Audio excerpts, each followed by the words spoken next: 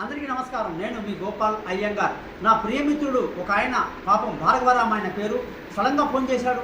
ఏమండి మా మేనకోడలు చిన్నపిల్ల 22 ఏళ్ళు మేడ మీద నుంచి దుంకేసిందండి అని ఆమెకు ఏదో తెలియని భయం, అలాగే తాను సూసైడ్ చేసుకోవాలనేటువంటి ఇంటెన్షన్ ఉంది అమ్మాయిలో, ఏదో న్యూనతా భావంతో ఉంటుంది.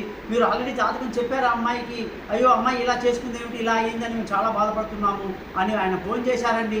తీరా చూస్తే ఆమె 3వ అంతస్తు నుంచి కింద పడడం వల్ల ఆమెకు తలకు చిన్నగా దెబ్బ తగిలింది, కానీ బాడీలో అనేక ప్లేసుల్లో ఫ్రాక్చర్ అయ్యిందండి.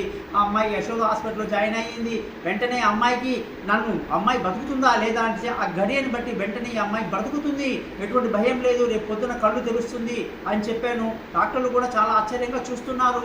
మరుసటి రోజు అమ్మాయి కన్ను తెరిచింది. ఆ అమ్మాయికి రాహు దశ నడుస్తుందండి. ఇలాంటి పిచ్చి పిచ్చి ఆలోచనలు, పిచ్చి పిచ్చి ఉంటాయండి, సమస్యలు ఉంటాయండి. ఆ దశని బట్టి మనం ట్రీట్మెంట్ చేయాలి. ఈరోజు అమ్మాయి చక్కగా కోలుకుంటుంది. ఆ అమ్మాయికి చక్కటి పరిహారం చెప్పాను. వాళ్ళ తల్లిదండ్రులు చాలా సంతోషంగా ఉన్నారు.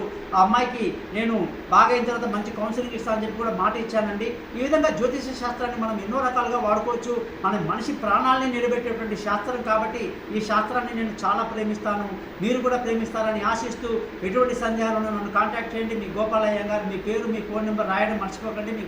నమస్కారం.